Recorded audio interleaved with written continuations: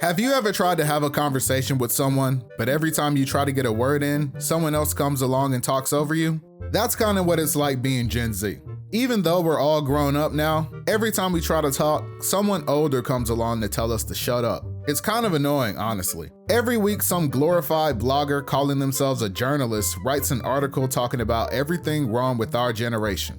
But the moment any one of us tries to speak up, there's 5 more people telling us why we're wrong. Disagreements between different generations isn't a new thing, but when you're Gen Z, you're stuck in this weird position where nobody respects your opinion, but they always feel a need to insert themselves in your conversation. We're at the bottom of the totem pole beneath the washed up millennials and our Gen X parents. And there's also the baby boomers, but they're kind of on the way out. I don't sit here and pretend to know what it's like to be Gen X or a millennial, but everyone seems to think they know what it's like to be Gen Z. I understand that you were my age once too, but believe it or not, things are different. Don't act like when you were my age, you didn't have to turn your phone backwards to take a selfie. I noticed that the people who do this the most tend to be millennials, probably because before we became the worst generation, they were the ones who got all the hate. And I will admit, a lot of their experiences are similar to ours, but instead of being chill about it, a lot of millennials just come off as bitter. Rejected again, bro. How hard is it to find a new job these days? Nobody wants to hire anybody young. Hey man, at least they didn't ghost you this time like most companies. I still haven't heard back from that one place. Wow. Looks like Gen Z is finally starting to figure it out. Welcome to the real world, kids. This isn't anything new.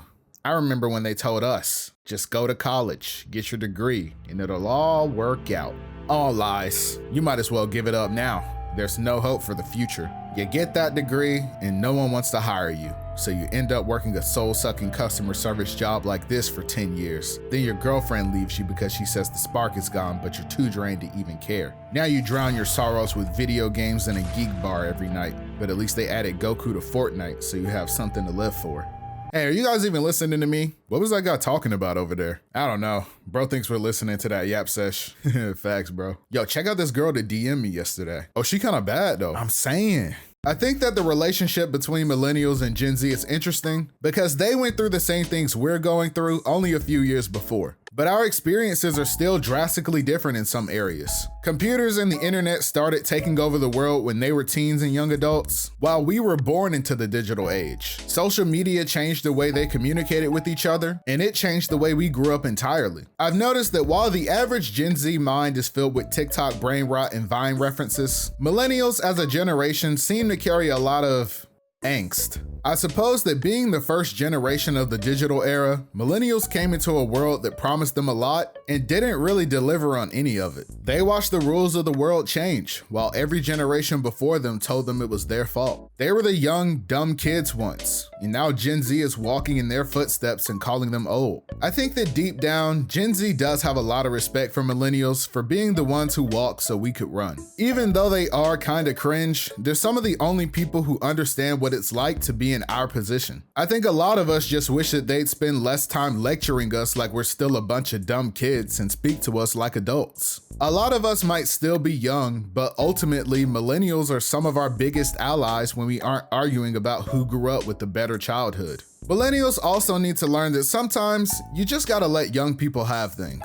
We've all seen that one 35-year-old still trying to cling to their youth, making everything awkward. Like, chill, Unc. We know you don't really listen to Cardi like that. It's time for you to get into jazz. The other group Gen Z tends to interact a lot with are Gen X, mainly because for most of us, this is the generation our parents belong to. Gen X is really interesting because they're kind of like a hybrid between the baby boomers that came before them and the millennials that came after them. They tend to be a little more progressive and open-minded like millennials, but they also have tendencies that remind you that they're still an older, more traditional generation. What's wrong, son? You don't seem like yourself. Yeah, it's just, things have been kind of hard lately. I wouldn't say I'm depressed, but I just don't feel okay. Well, son, you can always talk to me about how you feel. Your mental health is just as important as your physical health. Wow, really? Thanks, Mom. Of course. In fact, I think I know what your problem is. You do? Yeah. It's because you're always on that damn phone. I swear, your generation is just addicted to technology. And that's why you have so many mental health issues. Back in my day, we used to actually talk to people and go outside, you know. Where are you going? Sit back down. I'm turning this into a lecture. Gen X is kinda in the position the baby boomers were in when the millennials were our age. A lot of them are the ones interviewing us for jobs, running the businesses we work in, and are now running to represent us in our government. Think about that. Our parents are now the ones running the country. Gen X are the last generation who grew up without the internet, so their generation has a very unique perspective. They're still really old school and don't always understand things like social media, video games, and pop culture, but they can at least open a PDF on their own after you show them how. But as much as I make fun of my parents for not knowing about newer technology, I still have to ask my mom how to address an envelope whenever I need to mail something. The contrast between Gen Z and Gen X is really starting to show because now that Gen Z has reached adulthood, our ideas about life are starting to clash. We've grown up seeing people making careers out of things we used to call hobbies. And while a lot of us want to pursue something we're passionate about, our Gen X parents don't always understand. At least not until you start making money from it. Mom, Dad, I have something I want to tell you. Oh, honey, it's okay. Your father and I always knew you liked boys. Wait, what? No, I'm not coming out. I just think I really want to pursue a career in music. I think I have what it takes to make it. Oh, son, are you sure? You know we support whatever you do, but maybe we should try something a bit more realistic. Yeah, like what happened when you wanted to be a doctor? Dad, the last time I said that I was 4. Besides, one of my songs blew up last month and I made $20K on Spotify. Well, why didn't you just say that? You need to hop in the booth. Wait, stay still. I need to take a picture for everyone on Facebook. My little baby, a hip hop superstar. I still remember when I used to change your diapers. Mom, I know how frustrating it can be when it seems like your parents don't support your goals, but I try to remember that they only have our best interests at heart. And for a lot of Gen X, financial security is really important. It seems like parents switch up once you're finally making money, but it's just their way of knowing that you're gonna be okay without them. Gen Z is finally reaching adulthood, and as more of us become adults, I think we are beginning to realize that something is different about us. We're coming in as the most educated generation, we're far less likely to commit crime, and we're also more racially and culturally diverse compared to previous generations. But there is this stigma of Gen Z being the generation of hypersensitive, moody, depressed adults. Millennials had oat milk lattes and avocado toast, and Gen Z has mental health days and antidepressants. I think we're going through what boomers went through with cigarettes. Everyone knew that smoking was bad, but didn't realize it was that bad until doctors began linking it to lung cancer. And while hardly any members of Gen Z actually smoke cigarettes, I think we're beginning to see the effects of the first generation raised on social media and YouTube videos. Don't get me wrong, I'm not trying to sound like a parent saying the reason you're depressed is because of that phone. What I'm saying is, despite all of these different ways to connect with others online, the world seems like it's becoming more individualistic. We're trading genuine community for online interaction, and I think Gen Z is the biggest casualty of this. We live in a weird time now where everyone feels like they don't owe anyone anything, not even kindness or respect. Everyone has walls up and they don't want to let people in. And that's why I think Gen Z is stuck in a loneliness epidemic. And the solution is a bit more complicated than I think people realize. Older generations always preach, young people need to get out there and make friends the old-fashioned way. But even in traditional settings, it can still be hard to connect with people. Okay, team, that's a wrap on that section of the meeting. Does anyone have any questions? Yes, you in the back. Are there any social events in the office? I've just been here a few months and still feel like I don't really know anybody. Oh, that is a great question, young man. We actually have a social event next Wednesday at noon. We're doing 90s trivia. You should come. That sounds great, but I was born in 2000. I don't know anything about the 90s. Ooh, Let's put a pin in that, and we'll circle back and try to synergize a solution. Maybe give others a chance to piggyback on that.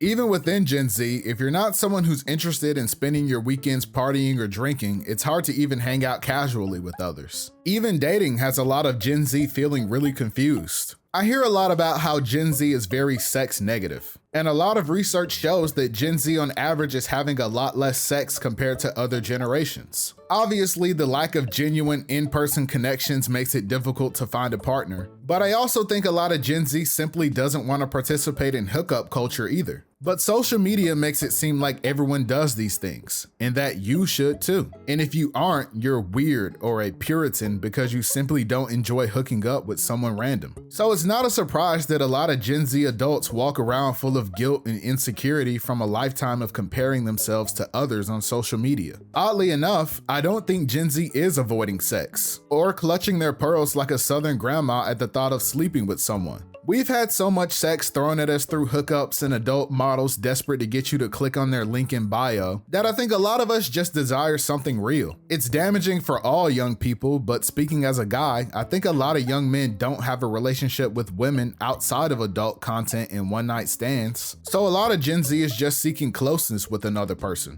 With how hard it is to connect with others now, a lot of us are seeking a kind of intimacy on a more personal level before a physical one. You know, I was thinking we could have a little more fun. What did you have in mind? We could keep the party going in your bed. Oh, I like the sound of... Hello? Yo, bro, new update just dropped. We running it or what? Tell him you're busy. I'm already there, bro. Send an invite. All right, bro, I need a 30-piece with a side of fries. You got me? Oh, on me. I cracked two, bro. They're one shot in there. They're one shot. Another big thing people say about Gen Z is that we're very sensitive, which people usually say to me we're easily offended by things. And I will admit that there are some younger people who need to grow some thicker skin, but I think that this is a reflection of the reality that Gen Z is a generation that wants to create a culture of respect. The average Zoomer is probably a bit more aware of people's cultural sensitivities compared to previous generations, and I think in general, Gen Z values empathy and emotional intelligence in their relationships. But it also seems like now that we're older, being nonchalant is the new trend. And I think it's also what's pushing us further apart from each other. Connecting with other people requires you to open yourself up and be vulnerable with others. But a lot of people are so afraid of getting hurt that they'd rather pretend to not care. But this doesn't really work for everyone, because a guy like me will be like, whatever, I don't care, and then I'll go home and cry. But despite all of this, there are still a lot of us who aren't on the same page when it comes to what's acceptable nowadays. We've all got that one friend with no filter that you can't take anywhere. Bro, it's good to see you again. Glad we can catch up. Facts, bro. Life's been crazy. You been good though? Yeah, bro, you know me. I just been chilling. You? Man, let me tell you about this one coworker that's been getting on my nerves. Ah, man, that's the worst. Yeah, I can't stand her fat self. Like, honestly, bro, these fat girls need to shut up. Like, it's always fat people hating on me. Like, low-key, bro, if you're fat, you shouldn't vote. They should put up a scale at the voting booth, and you can't come in if you're too fat. What's everybody looking at? But on the other side of things, there are also a lot of people who try to use their understanding of emotions to take advantage of people as well. Nowadays, it's really common for people to try to weaponize therapy language to justify their own bad behaviors. Hey, I'm not trying to be mean, but our reports are due tomorrow and we still don't have your part yet. Wow, okay, crossing my boundaries here. Are you trying to trigger me by bringing up my past traumas? Huh? What are you talking about? I'm just asking about the project. Oh, so now you're gaslighting me, belittling my trauma and acting like a narcissist. What trauma are you talking about? Oh my God, you're gonna make me relive this. In college, I had to submit a report once, and I got a D on it. It ruined me for years. Okay, that's not trauma. That's just something you didn't like. You're such a manipulator. When it comes to Gen Z, I think a lot of times we have a bad habit of using buzzwords like mental health and depression to describe the ways we feel. And they might not always be accurate. And sometimes this leads to older generations thinking we're all moody and can't get anything done. But I don't think Gen Z is more sensitive than previous generations. I even think we've been desensitized to a lot of things thanks to the internet. But I think that we're some of the first to actually have the vocabulary and education necessary to have a dialogue about things like anxiety and depression. 50-year-olds don't really talk about their mental health. That's why you have so many older people who are bitter and easily agitated all the time. They get anxious and depressed too, but outside of therapy, they don't have much of an outlet to talk about these things. Gen Z is pushing for that to change. But unfortunately, this does come with challenges, especially for young Gen Z men. And I know that conversations about men's mental health are usually only brought up to take away from talking about women's mental health. But as a young Gen Z adult man, I'm just asking you to hear me out here. I remember hanging out with my homies one day and I asked them an interesting question. Yeah, boy, I'm cooking you. Bro, you always cheating, bro. Bro, how am I cheating? You're just buns. Nah, I got next, bro. I'm about to clap you. Yo, bros, random question. What's up, bro? Bro, like, does your dad have friends? What do you mean? Like, does your dad have a bunch of guys he just hangs out with? Kind of like we're doing now. Now that I think about it, I don't think he does. Yeah, mine neither. He just kind of hangs out with my mom and that's it. Yeah, same. You guys think we'll be like that when we're older too? I hope not, because I'm about to hit this dude with the meanest Kamehameha. Bro, come on, that's not fair.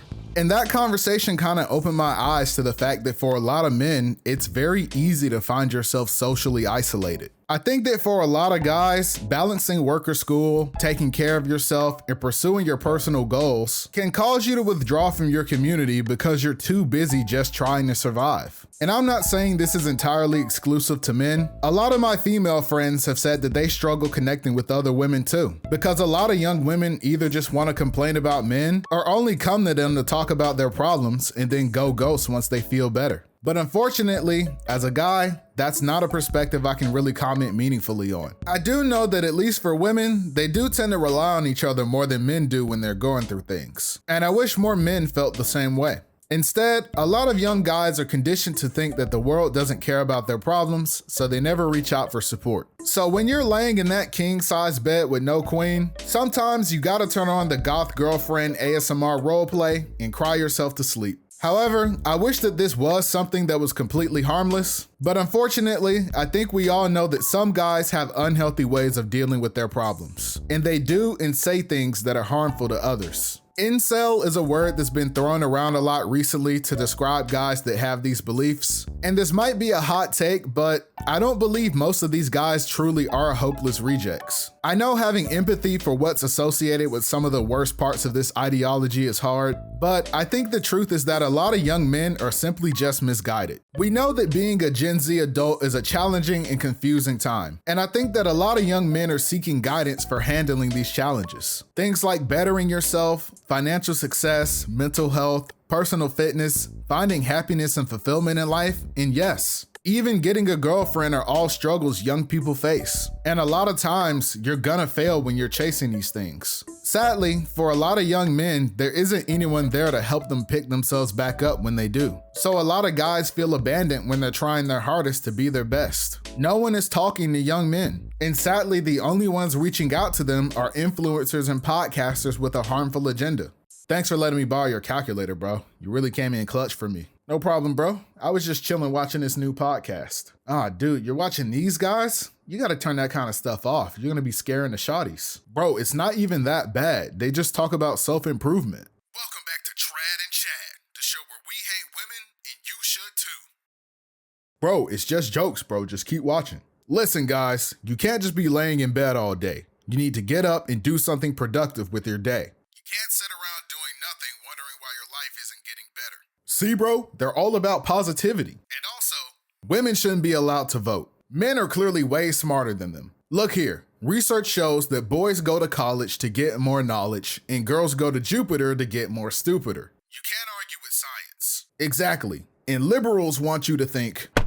You were saying? Okay, I didn't expect them to say all that. Mental health for guys is tricky because I think a lot of men's mental health advocates are really just preying on vulnerable young men for financial gain. They aren't actually trying to help, but are instead turning young men's pain into prejudice and feeding them a toxic ideology that only further alienates them from their community. I think a big mistake a lot of guys make is thinking that they need to do everything alone. So many young men decide they want to make a change in their life and they immediately shut themselves away and try and lock in. But honestly, this is the most counterproductive way to go about it. Isolation isn't the answer, community is. No matter what your goals are, you'll reach them a lot faster if you work with other people to get there. Whether you want to get jacked, chase your dreams, or even find someone to love. Even the dorkiest, most introverted guy can get a girl if he has the right homies in his corner to bring out the best in him. I know that if you're a young guy who genuinely tries his best to be a good person, it can be really confusing when the sentiment you hear from other people is that you're trash and that it's your fault the world is the way it is. I think all of us in Gen Z have heard that a million times regardless of gender. It seems unfair when you're blamed for the actions of other people you've never even met for things you would never even do. But I think of it like a house on fire.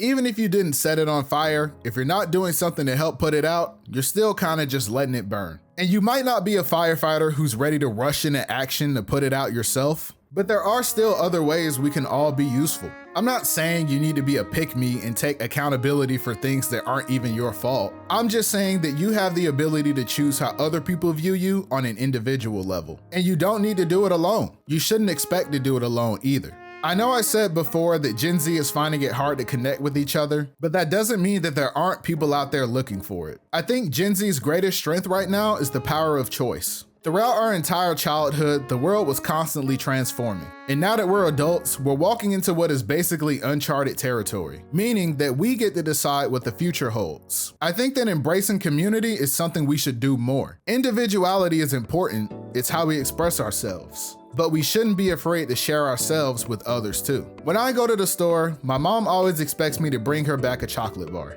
And for a while, I didn't really understand why. If she wanted a chocolate bar so bad, why doesn't she ever just buy one herself? But I realized she was teaching me a lesson about thoughtfulness. And if I was at the store getting things for myself, maybe I should think of someone else for a second too. A chocolate bar costs about $1, and that's a pretty small price to pay to make someone else's day that much brighter.